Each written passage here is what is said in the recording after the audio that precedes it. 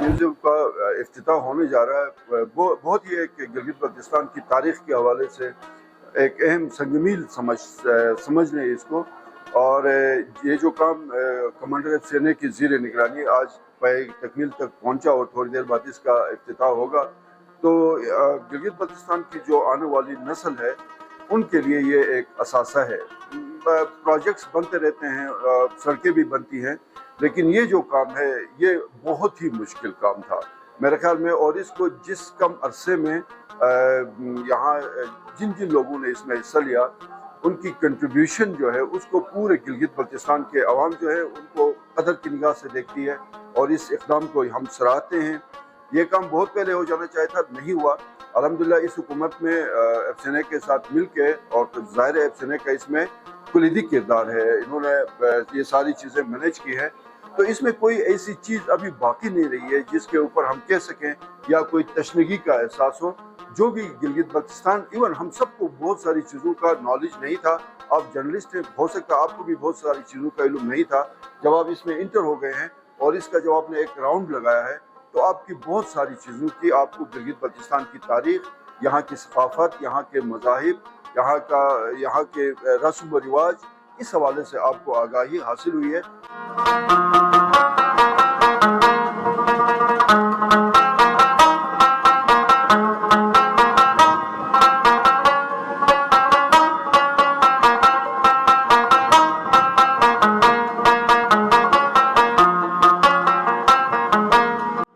तारीख को कवर किया, इसके कल्चर को कवर किया और इसमें जितने मेन हिस्टोरिक इवेंट्स हैं उनको हमने कवर किया हुआ है।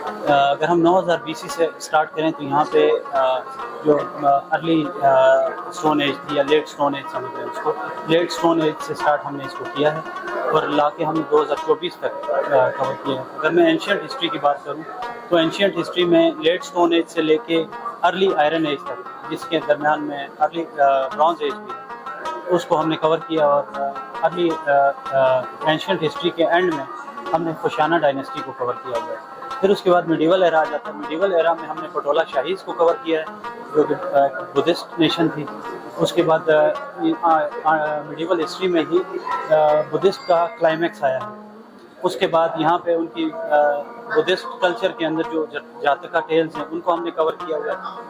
और उसके बाद अराइवल इस्लाम जो 1400 सदी तक हुआ, और ये मिडीवल एरा था 600 AD से लेके 1700 AD तक। इस्लाम के बाद हमने मॉडर्न एरा की तरफ आ जाते हैं। मॉडर्न एरा 18वीं सदी से शुरू हो रहा है और ये जा रहा है 2024 तक। इसके अंदर हमने सिख इन्वेजन, उसके बाद ब्रिटिश इन्वेजन, फिर और उसके बाद गिलगित एजेंसी बनी है उसको हमने कवर किया हुआ है, और उसके बाद एंग्लो ब्रूशो वॉर को कवर किया हुआ है।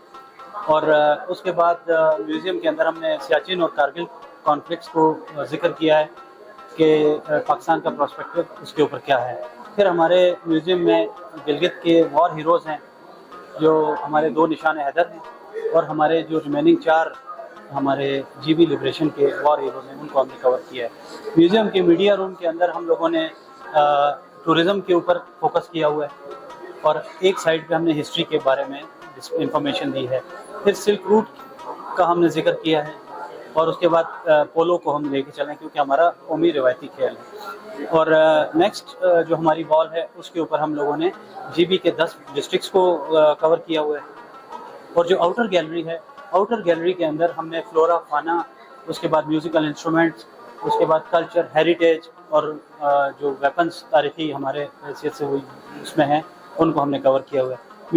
میوزیم کے اندر جو ہم نے آرٹیفیکٹس رکھے ہوئے ہیں اس میں جو مین ہمارے پاس ہے وہ ہمارے پاس بوبر اسٹیچو ہے. پھر اس کے بعد بلتک فورٹ ہے، اور کلندرچی فورٹ سے جو ہمیں کینن ریٹریو ہوئی ہے وہ والی ہیں.